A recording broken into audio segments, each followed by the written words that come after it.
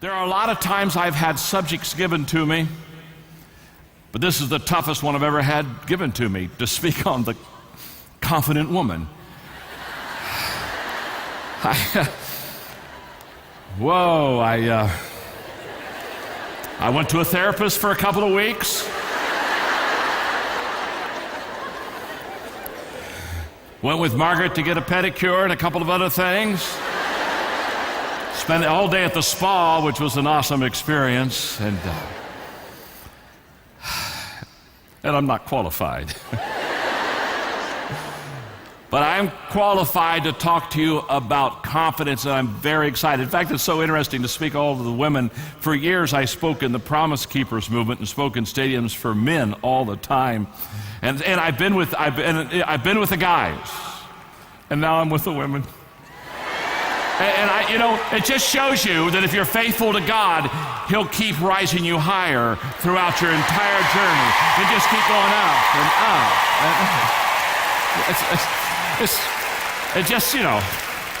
So don't be discouraged if in the beginning it doesn't look good. Just stay faithful, and one day you'll get to go to a Joyce Meyer concert. And there at that conference, you'll be able to be with women, if women could, if men weren't so insecure, bless our hearts, a lot of men do a lot of Bible stuff based on their insecurity. But if women could have just kind of been a little bit more in control, I have a feeling things could have been a little better. For example. Think about it when Jesus was born. What a difference would it have made if instead of 3 wise men,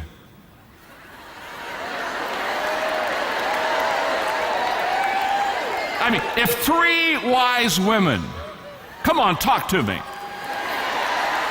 First of all, they would have asked for directions.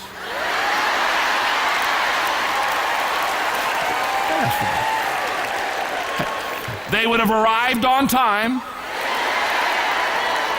They would have helped deliver the baby.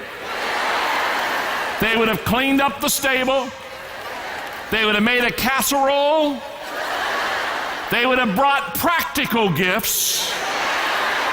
And there would have been peace on earth.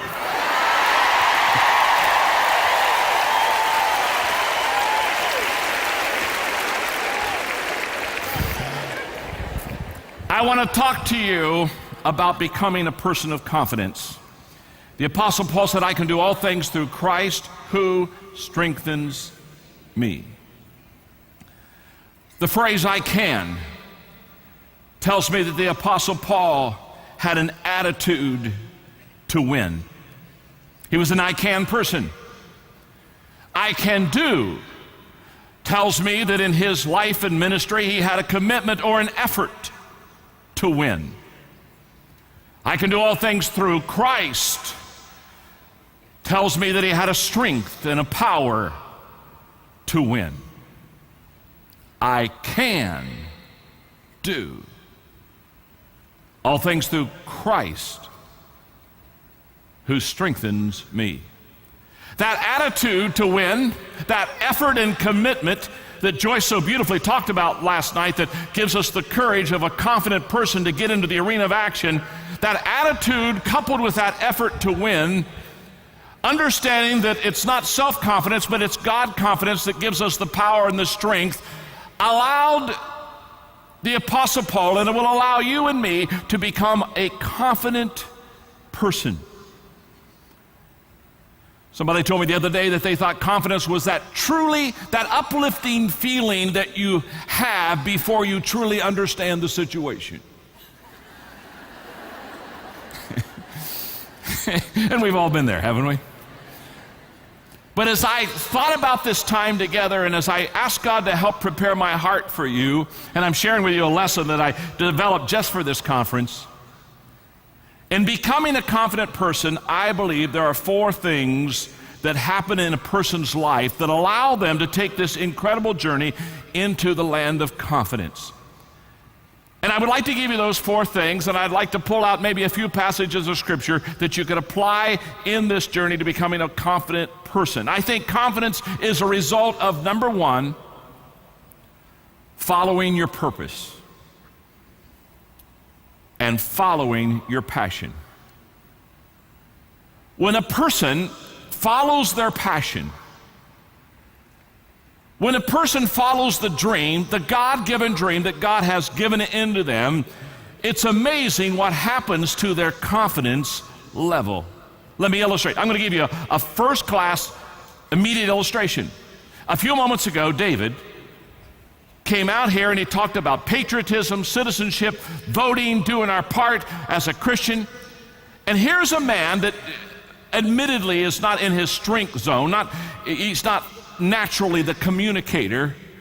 And yet as I watched him, he was with ease and he had passion about what he was believing and he had conviction of what he was saying. And I listened to him and I thought, there is a classic example of a person that is confident because they are doing something that they are passionate about. You see, passionate is the confidence builder. When you have passion, when I have passion in our life, it's not an option to do things. It's not an option to consider. It's something that compels us to say, I have to do this. That's what passion does for confidence. And when David was out here so wonderfully, ably illustrating and helping us to understand our responsibilities as citizens, I thought to myself, this is a person filled with passion, doing something he would not normally do. But because he believes in it so strongly, he has no choice. That's what passion does to confidence. That's why the Apostle Paul would talk about forgetting the things that are behind, reaching toward those things. I press toward the mark. That's why the Apostle Paul said, I run in a race so that I can win that race. I run for the prize. What is the Apostle Paul doing? He is sharing with us that passion is the great energizer. It's the great confidence builder. In fact, when people come to me and they talk about somebody being high energy or low energy, and they'll say, well, that's a high energy person, that's a low energy person. I sometimes, if I have a moment, I explain to them there's no such thing as a high energy person and a low energy person. There's just a person that has passion, and there's a person who doesn't. And if you have passion, you're high energy. Because you're passionate about something, and I'm here to tell you, they can't keep you down. You've got a message, you've got a word to say, you've got something to do, and it's inside of you, and it's a fire that burns within your bones. And to be honest with you, you're not taking a vote, you're not looking for some kind of consensus. It is the compelling, motivating thing that says, I must do what I must do because I am passionate about what I feel. So if you're passionate, you have energy. And can I say this? If you lack passion, you lack energy. I have never known a passionless person that was full of energy. Not one time. Not one time I've ever run into somebody who said, oh, I am so excited about today, I have no clue. I can hardly wait to do nothing.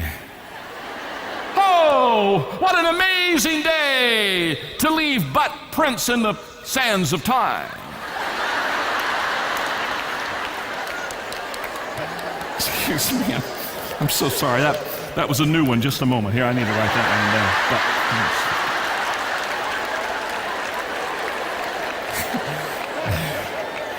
one down. I just don't want to forget it. You know what I'm saying? At my age, you understand. You understand? Mark, we were going to the car the other day, and Margaret said, John, we're forgetting way too many things. I said, you're right. She said, I got a plan. I said, what is it? She said, you remember who we are, and I'll remember where we're going. And it's working. It's working. I remember as a kid pastor in southern Indiana.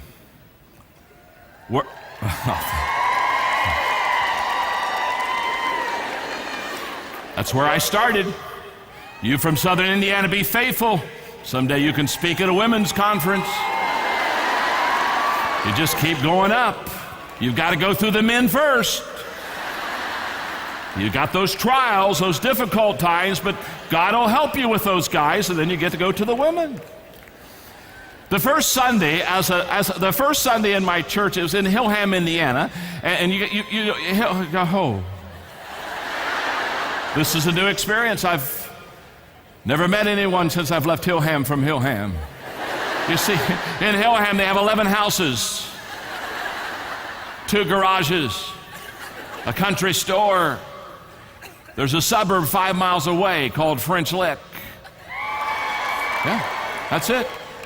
And the first Sunday in our little church, it was just 3 people. 3 people, and 2 of them were Margaret and me. and an old elderly lady lived by the church. It was just Maud, Margaret, and me. I knew nothing about leadership. If I didn't know anything about leadership that day, I would have voted on everything I wanted to see passed in the church. I thought about voting, but I wasn't sure where Margaret stood on a couple of issues. I could see myself losing the first week 2-1. You know what I'm saying? Not a good start. This little church had suffered down times, discouraging times, splits. Their self-image, their confidence was absolutely a 0. And as I looked at this little congregation that God gave me in my first start, I realized that they needed to have confidence. They needed to get their self-image up, and there's a relationship between those two. And so I began working real hard. Margaret worked real hard. Maud came to church. And we started growing. And just people kept coming. When we got up to about 100, one week I thought we ought to have a big day. I mean, a day that would be a faith day, a day that would just blow these people's minds. And so I remember one Sunday morning standing up and saying, the first Sunday of October, which was a couple months away, we're going to have 300 people in our church. We're going to break all the records, and we're going to have 300 people. Now you have to understand the church building only seated 85. But I chose October because it would be nice, the weather would be good, we'll open the windows, we'll put chairs on the outside, and we got an empty house that's the next door beside us, and they'll let us use that, and so we'll have over 300. And when I said that, the disbelief was amazing. The people just looked at me. I mean, the 300, 300 was way beyond anything that they couldn't imagine 300. I mean, some of those people had never seen 300 people.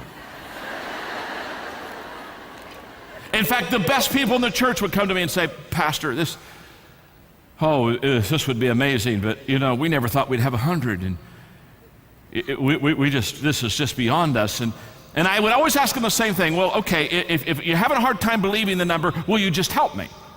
Will you fill your car up with people? And they also, well, yeah, we'll fill our car up with people. We worked hard. Those people prayed. They planned. We had that place just wonderful for the people.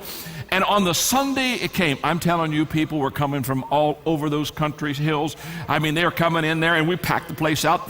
All people standing around the sides. The overflow was totally full. And I thought to myself, this is amazing. I think we made it.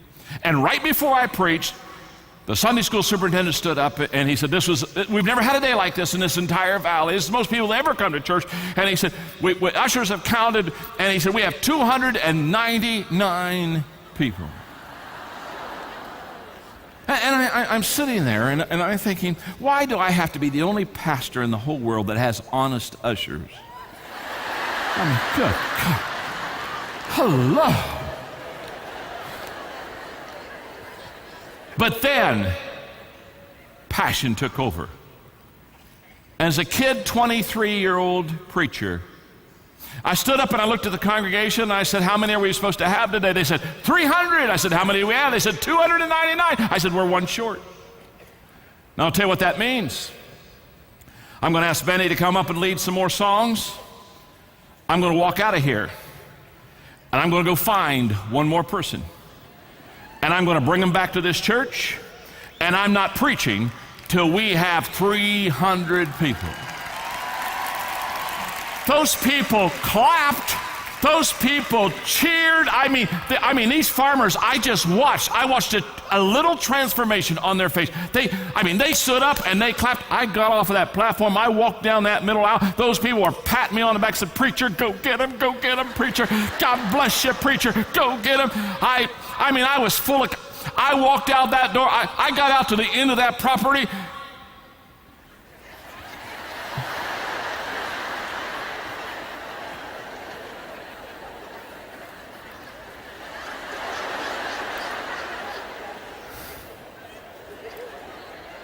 Now what am I going to do?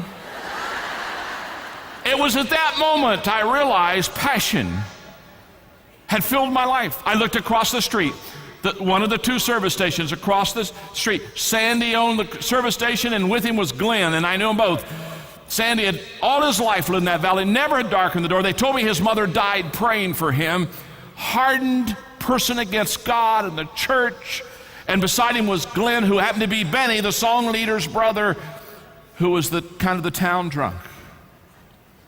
But I'd always get my gas there, and they liked me, and I walked across the street, and I said, guys, how you doing? They said, preacher, you got a crowd over there today, don't you? I said, yeah, we got a great crowd. He said, how did you get your 300? Everybody knew we were getting 300. I mean, everybody knew that it was 300. I mean, just everybody on the whole valley, because there were only about 400 in the valley. So, and you had to get them all almost. You had to get them all.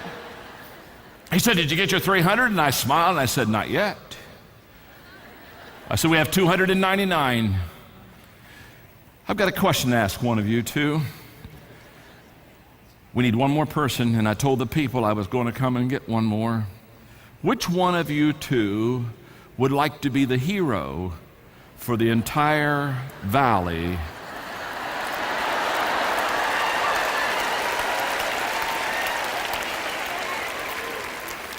You just have to ask the question correctly. Because I said, whoever goes across the street with me, I'm telling you, you're going to put us over the top, and everybody's going to talk about it was Sandy or it was Glenn that put us over the top. I said, which one of you would like to be the hero for the whole valley? And Sandy looked at Glenn, and Glenn looked at Sandy, and Sandy said, I'm here to tell you, I've never been to that church, but let's go help this preacher out. And he put a close sign on his gas station, and Glenn was on one side and Sandy was on the other side. We walked about across that street.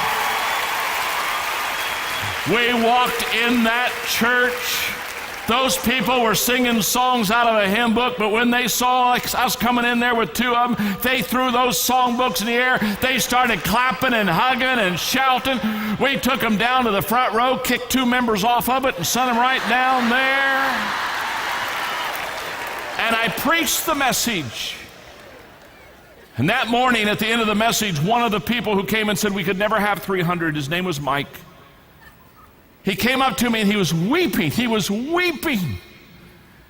And he hugged me and he said, John, I'll never doubt God again. I'll never doubt God again. Listen to me. What happened? Well, if I could give me just 30 more seconds on the story. Sandy, who had never been to church before, his mother died praying for him.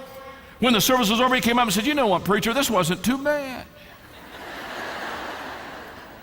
The next Sunday, much to my surprise, here comes Sandy with his wife, his daughter, son-in-law, and his grandson right down on the front row. He didn't know any better. He thought that was his pew. And I just poured my heart out, and about 4 weeks later when I gave the invitation, Sandy and his wife and his daughter and son-in-law and his grandson all came forward to receive Jesus Christ. Now, what am I saying? What am I saying? Listen to me. What am I saying? Here's what I'm saying. When you have a passion deep down inside to do something for God, there will be a God confidence that will come alongside of you that will equip you for the task that is ahead. It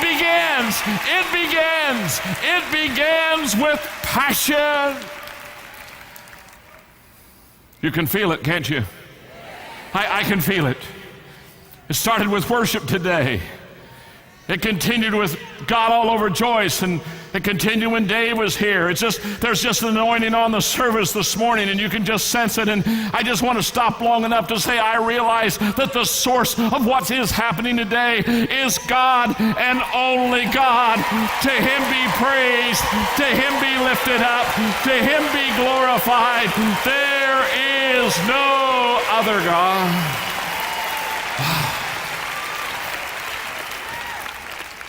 And you can sense it within you. Some of you in St. Louis, this incredible conference, the fire is beginning to burn.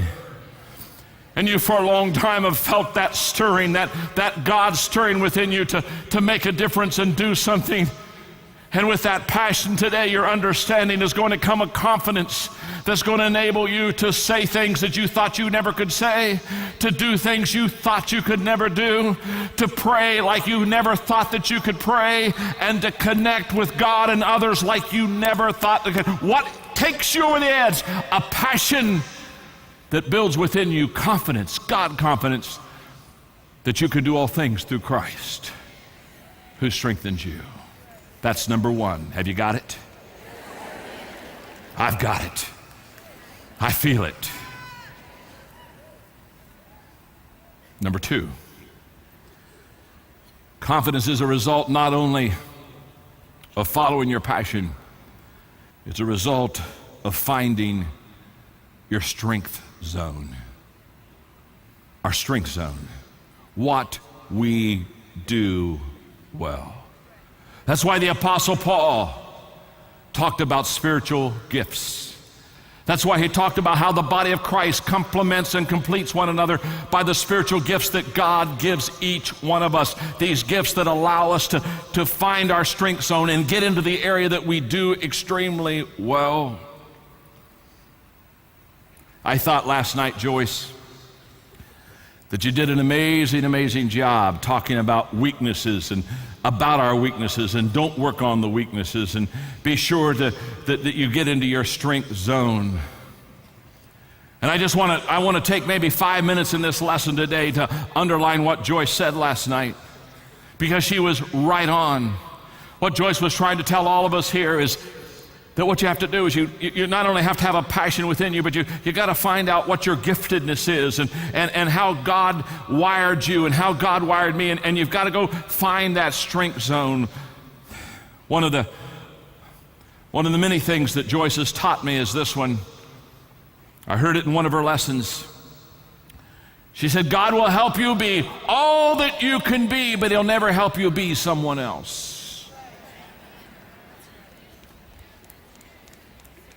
Absolutely. He'll help you be all that you can be. He'll help you reach your potential. If you try to be the person that God intends for you to be, He will absolutely empower you and equip you, but He's never going to help you try to be someone else.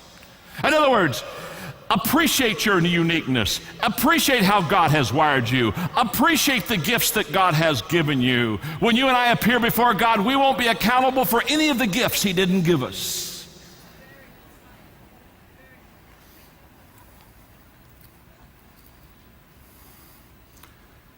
Find your strength zone. Let me see if I can walk us through that for a few minutes. What I'm going to say now is a little bit maybe emotionally for you to handle, because it's contrary to how we have culturally been raised.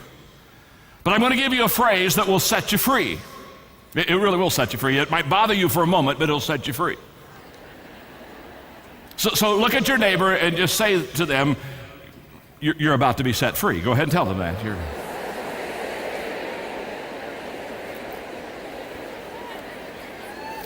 Look right back at your neighbor and say, and it's about time.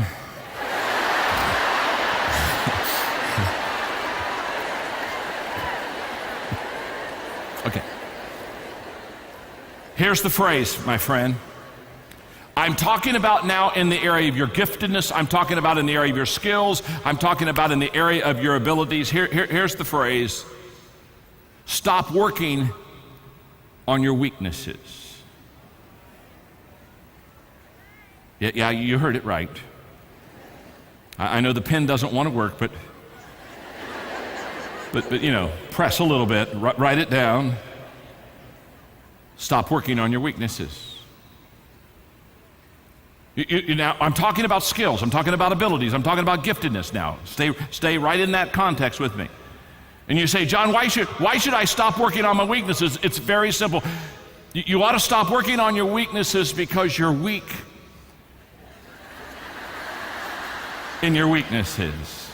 In other words, you're not any good. You're just not any good in that area. And that's okay. It's okay.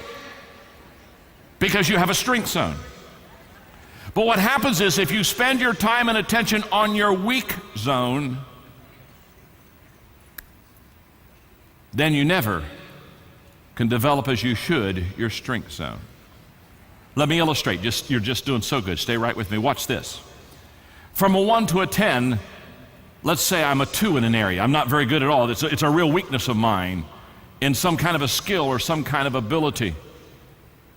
Well, in areas that you didn't choose, areas like abilities and skills and things like that, if you work hard and develop yourself, you can only increase about 2 numbers. And so let's say you really work hard. Well, for example, I'll illustrate. I'll use myself for a moment. I love music. That's the good news. The bad news is I can't sing. I mean, it's just not my gift. But I love it. In fact, I hear people, they open their mouth and it just is good. And I open my mouth and it's not good. I can't sing. It's not my gift. Not one of you came to this convention saying, boy, I just hope that John Maxwell sometime in his speaking today breaks forth in song. Would that? I'm just praying. I would just a couple bars, John, just a couple. No, nobody wants to hear me sing. You know why they don't want to hear me sing? Because I can't. I'm not any good at singing.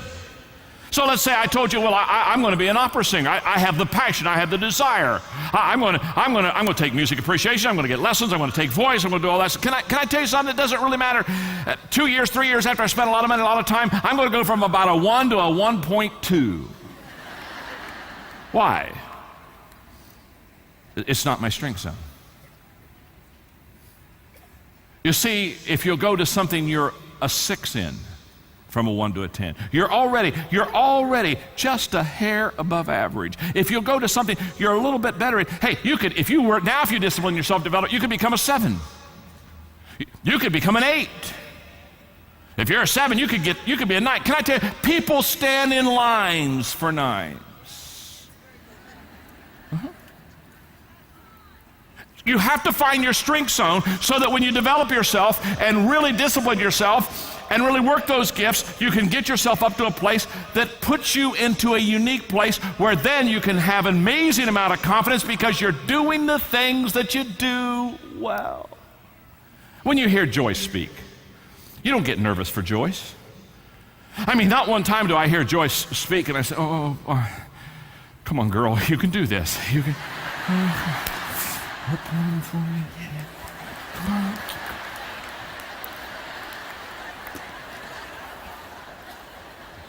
You know why I don't get nervous for her? She's in her strength zone. She's as relaxed. She's comfortable. She's at home. She's in her strength zone. When Darlene leads worship, when Darlene's leading worship, I don't say, oh God, help her to not be inhibited today. Oh God, help her to kind of break out, and wouldn't it be something if she could dance just a little bit? Oh God, just help her. I don't pray for her. Why don't I? She's in her strength zone. And when you're in your strength zone, you're not only good at what you're doing, but you have confidence in what you're doing, and you help a lot of people because you're doing what God wired you to do. Does this make sense? Let me illustrate. It's very easy for me to illustrate because I really only do 4 things well. I'm basically a worthless person, and very proud of it. And tell everybody I'm just not good at that. Trust me, you don't want me to. No, I'm not very good. I only do 4 things very well. In fact, Margaret and I were talking the other day over breakfast, and she thinks it's 3 now. So I think you go from 3 to 2 to 1, and then you got to go home. You know what I'm saying? You go home to God. But I only do a few things well. But one of my strength zone is communicating. I'm having the time of my life out here connecting with you. I understand when Joyce is. I understand that it's my strength zone. And every once in a while, Margaret will be asked to speak at a conference because I'm going to a conference. And Margaret is amazingly gifted and much more talented and well-rounded than me, but speaking is not her gift. And I always hate it when somebody asks her to speak because I know what's going to happen. She's going to come to me and she said, John, they want me to speak. What do you think?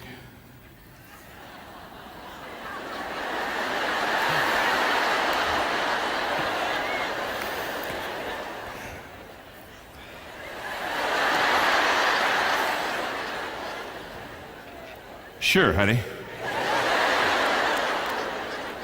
You know what the first question she asked me? How do I start? She says, okay, come on. How do I start? And I don't help her at all because, I'll say, well, sweetheart, wait till you get there. I mean, it's a banquet, no big deal. Find the feeling of it, get the sense of what's happening, get in the mood, you know what I mean? Play off what's happening. You'll know what to say when you get up there. She hates that. Now, am I trying to disappoint her? No. Because that's how I do it, because you got to sense, you got to feel what's happening. That's why I come in early and do the worship and the whole thing. I want to be in it, so when I'm up here to communicate, I can just kind of fill in where I need to. This is easy for me, and so I'm just telling wait until you're there. Or it's just like, what should I speak on? Hello. Drives me nuts. It's not her gift. Now I'm going to turn this around, because I'm the worthless one. I have been known to go into my clothes closet and stand in a comatose state with little slobbers, looking at clothes, trying to figure out what to wear. And Margaret will miss me after a while, 15 minutes, she's missing me. It's kind of like, John's not here. Where's John? Where did John go? And she knows it wasn't like the rapture and she's left behind. It'll be the other way around, so she knows that ain't going to happen. So says, John, where are you? And pretty soon she'll make her way back to the master bedroom because she knows where. It's just, John, honey, are you in the closet? Yeah, I'm in the closet. Honey, how long have you been in there? Oh, half hour. Can I help you? Yeah, would you help me? And then it becomes very embarrassing because first thing she asked me to do is leave the closet. She said, honey, just go outside there for a moment. So I go out in a kind of like a anticipatory mood that within a minute or two, everything will be fine. She'll ask me what I'm doing and where I'm going, and she'll pull stuff down, and then she'll come out of the closet and she'll just toss them and give me a big wink. There, wear that, honey, that'll be fine. And oh, thank you very much. And I put it all on and I go and I feel so good. I may not know how colors. This may not be my strength zone, but I'm here to tell you I am no dummy and I know systems. And when I come back and I have worn something that she says worked, I remember that and I put everything on the same hanger. Yeah, thank you very much. Thank you. It may not be my strength zone, but I've got a system.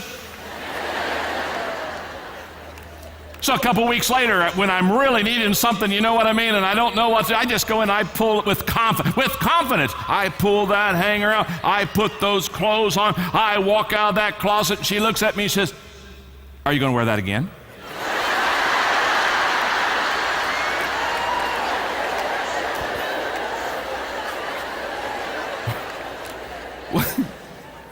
Yes, I was. I was. Oh, honey, she said, that's so boring. You wore it about 6 or 7 days ago. Here, she said, let's change the shirt here. And she goes in and changes, and what she calls mixes and matches is nothing more than she is just messing with my mind. That's what she's doing. She's just messing with my mind. Her whole goal is to keep me off balance in the closet. I know what her goal is, just messing with my mind.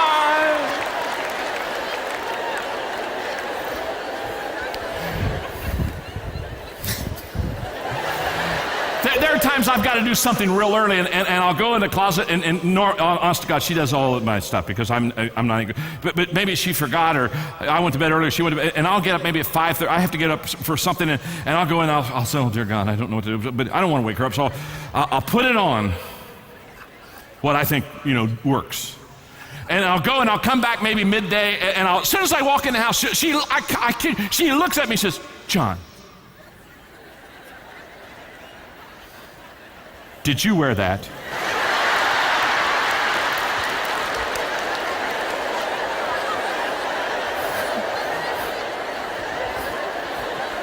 I think I did. No, Margaret, it's a mirage. I'm buck naked in front of you. It's a mirage. I know. No. Did you?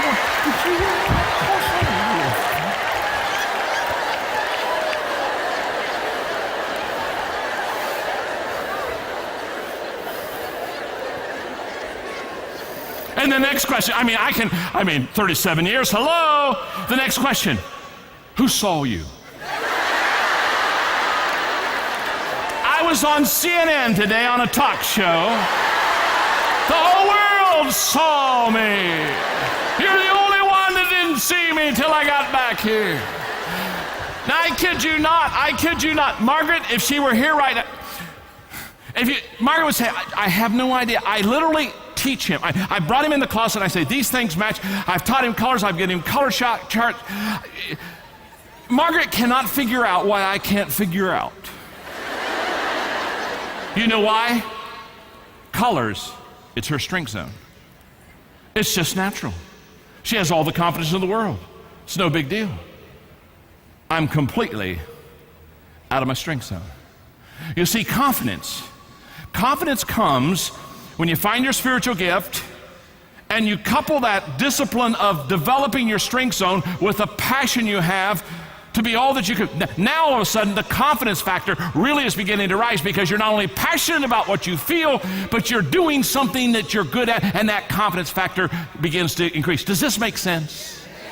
Okay, are you learning something? Okay, that's all right. We don't have time for that. Just tell your neighbor I'm learning something. Go ahead and tell them that. Tell them you're learning something. Look right back at them and say, not near enough yet.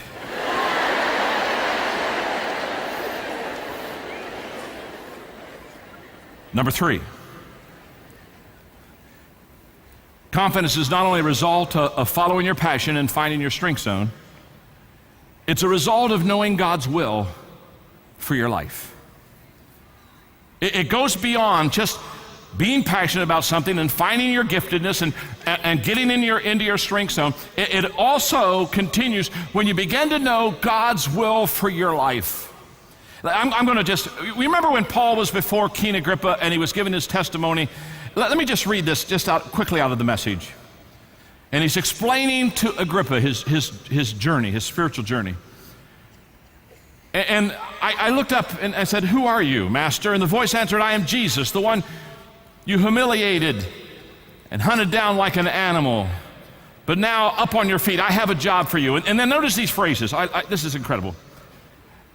He says, I've handpicked you to be a servant and a witness to what's happening today and to what I'm going to show you.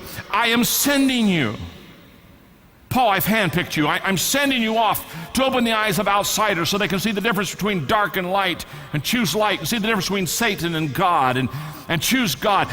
Here we go. I'm sending you. Paul, I'm sending you off to present my offer of sins forgiven and a place in the family of God, and inviting them into the company of those who begin real living by believing in me. And here's what Paul says. What could I do, King Agrippa? I couldn't just walk away from a vision like that. He's saying, King, you just have to understand. This was the day I found my purpose in life. This was the day that I understood that God had a purpose for me. It's been said that there are 2 great days in a person's life: the day you were born and the day you understand why.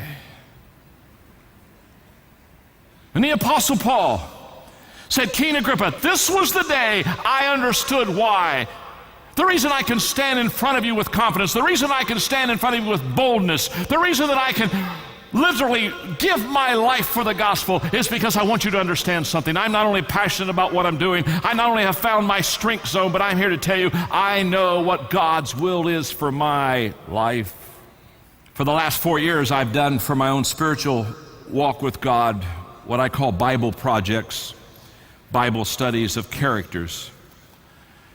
The Hebrew writer says that we're running a race and we're surrounded by a cloud of witnesses, and these witnesses are encouraging us as we're running our journey. And one day I asked myself, I wonder if these great men and women of faith, specifically talking about Hebrews 11, but I wonder if these great men and women of faith, if they could come out of the stands and they could run one lap with me or one lap with you, and you could condense their life into one phrase, what would they say to you? And knowing your purpose and knowing God's will for your life brings me to a lady in the Old Testament. Her name was Esther. You see, if Esther could step out of the crowd, and if Esther could come down and run one lap with you, I know what she would say. Of all the things that happened to her, if Esther could run one lap with you, she would say to you and she would say to me, God has a place for you. He has a place for you. Because you see, in Esther's life, from the very beginning, I think she felt out of place. At a very young age, she was adopted into a family, and I'm sure there were times when that whole kind of adoption process would help her to kind of understand that she wasn't really of that family. There was that issue, and then she was in a strange country with a different culture. I think Esther was, as she grew up, probably had a sense of never quite being in the right place. And you know the story. One day Esther and her girlfriends were down at the shopping mall. Maxwell translation here. They saw a poster that there was going to be a beauty pageant, and I don't know, I think Esther, on a dare from her friends, entered the beauty pageant. You know what she won, and you know what the prize was? You got the king. Although I'm not sure that was a prize. Now she's really out of place. This girl is an average girl from probably a very average home, and now she's in an incredible palace, and she has servants, and she has clothes and possessions, and everything is at her disposal. Now she's major out of place. I promise you, she's probably as uncomfortable as possible. Then you know what happened with her people, the Jewish people, and the fact that they could quickly become exterminated. And Uncle Mordecai started pressing her and saying, Esther, you got to do something about this. Esther, come on, you got to do something. You got to help us. We're in trouble. And Esther kept saying, oh, no, this is not going to work. I haven't been here long. I'm new at this. I'm not sure the king would even hand out the scepter to me. And what happens if he does? It's my own life. And Esther is miserable because she just doesn't sense she's in the right place. Until one day Uncle Mordecai communicates to her, Esther, who knows but you've come into the kingdom for such a time as this. And Esther, for the first time, understands that God has a place for her. Confidence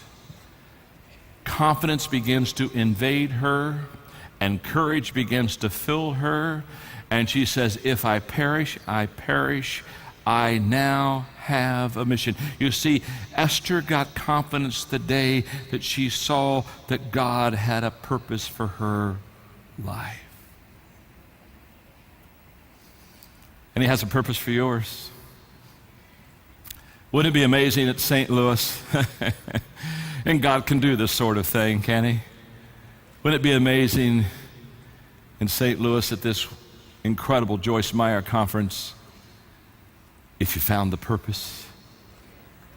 Wouldn't it be amazing if you all of a sudden got that settled in your life?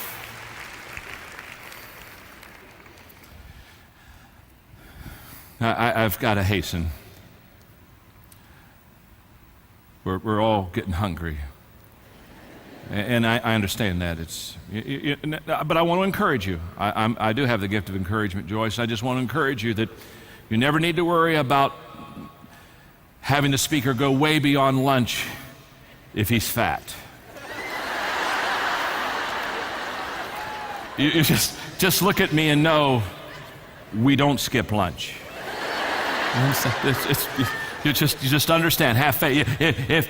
If I was a skinny person, you'd say, dear God, he's not hungry. And here I am hungry, and he doesn't know that I have these physical needs, and he's going to go way beyond 132, 230, and and he won't miss it. And look at me and be encouraged. We will not skip lunch. Which brings me to point number 4. You are so terrific. Confidence is a result of number 4, obeying God's will for your life. Confidence is a result of obeying God's will for your life. Not only knowing what your purpose is, but it's in the obedience flow that confidence begins to fill us. John chapter 2, remember the wedding feast, the water turned into wine, the Lord's first miracle, and Mary, the mother of Jesus, what does she say? She looks at the servants, and when they run out of wine, whatever he says to you, do it. And the servants did. You know the story. And when they brought the water turned to wine to the people at the marriage feast, the host, etc., they were amazed. They said, "What happened? Usually we have the best wine first. What's happening here? This we don't understand." But it said, but the servants knew. The servants knew why. Because they were obeying God. Listen to me carefully. Listen to me carefully. Christians are educated way beyond their level of obedience. Way beyond the level of our obedience. If one more Bible study is going to make it for you, you're already in trouble. We've already had enough Bible studies to have it made. Talk to me for a moment. Talk to me. Listen to me carefully.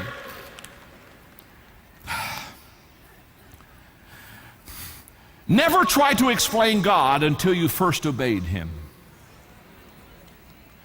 We got a whole bunch of people that are giving you all kind of explanations, and whatever he says to you, do it. One of the reasons I love, Joyce, your ministry is you not only are a terrific Bible teacher, but you have practical application. You never teach me. I never hear one lesson you give without you helping me know what to do with the truth that you just gave me. You not only teach the Word of God, but you teach me how to apply the Word of God to my life so that I can get with it.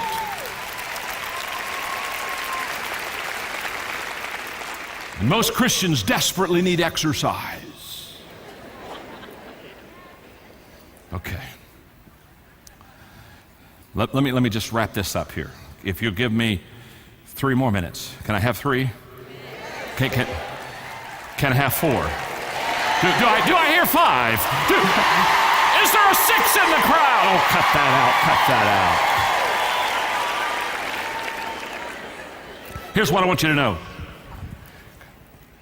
Confidence and your attitude is a choice. Joyce, you were right on, and I loved it, what you were saying, and I thought if I could just come in behind it and underline it just a little bit more, it's a choice.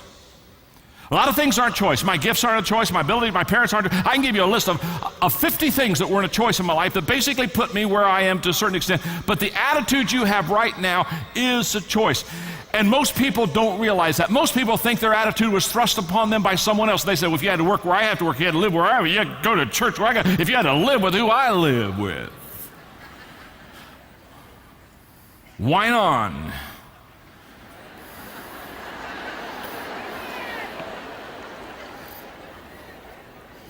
It's a choice. That's why I love to teach it. In ability and giftedness, things that aren't a choice, you can only increase your development about 2 numbers. Are you with me? But in the area of choice, you can go from a 1 to a 10. You can go from a bad attitude to a great attitude. You can go from the bottom to the top. Margaret and I were doing a marriage seminar several years ago, Q&A time. I'll never forget. Q&A time, it's just kind of open duck season. You have no clue. I do it for humor. It just is amazing what you hear. A lady looked at Margaret and said, I've got a question to ask you. She said, now get it, it's a marriage seminar we're doing. She says, does John make you happy? As soon as she asked the question, did I make her happy? I thought, well, that's a good question. Because I think I'm an awesome husband. I was shocked. First of all, I was shocked at the quickness of the response of Margaret. It was kind of like, to be honest with you, it was kind of like she's been waiting all her life for someone to ask her that. Are you with me? I mean, it's kind of like, thank you, ma'am. Been waiting several years for that question. And Margaret leaned right into her, and I mean, she didn't even pause. She didn't reflect. She didn't think. She just said, no, she said, he doesn't make me happy. Now I'm standing here. It's my marriage conference.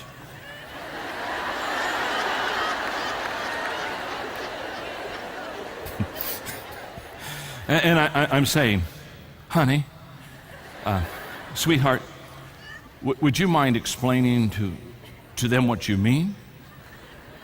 Have you ever asked somebody to explain what they meant, and so they explained what they meant?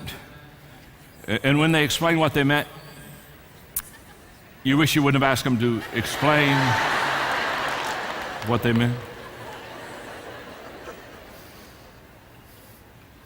It happened. I said, honey, would you explain to them what you mean? She said, well, sure, I'll be glad to do that. She looks right back to the lady. She said, I realized in the first 6 months of our marriage that he would never make me happy. Now, I don't know if you have the gift of discernment, but we're going downhill rather quickly. And then she said, because for the first 6 months of our marriage, that was my expectation of him. John will make me happy. I was teaching school, he was pastoring. I'd come home from school and I think, well, tonight we'll have dinner together. And John would call me and say, you know what, babe, I'm so sorry. Somebody's got hurt. I got to go to the hospital. I got to go to the emergency room. Sometimes I'd have to grade paper. And in the first 6 months, she said, just life happens. Life happens. And she kept saying, he'll make me happy. He'll make me happy. Well, yeah, he'll make me happy. Well, he'll make me happy. And she said, 6 months in the marriage, one day I awakened to the fact that John wouldn't make me happy. John couldn't make me happy. The only person in this world, as she looked at that lady, that can make me happy is me. It's a personal choice.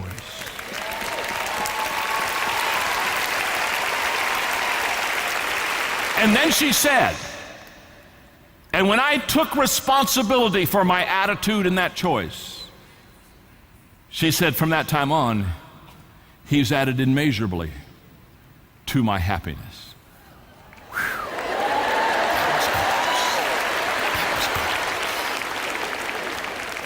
What was Margaret saying? Here's what Margaret is saying.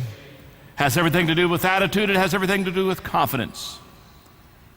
There is a choice you have to make in everything you do. So keep in mind that in the end, the choice you choose is you. God bless you. You can be a confident woman. Thank you very much.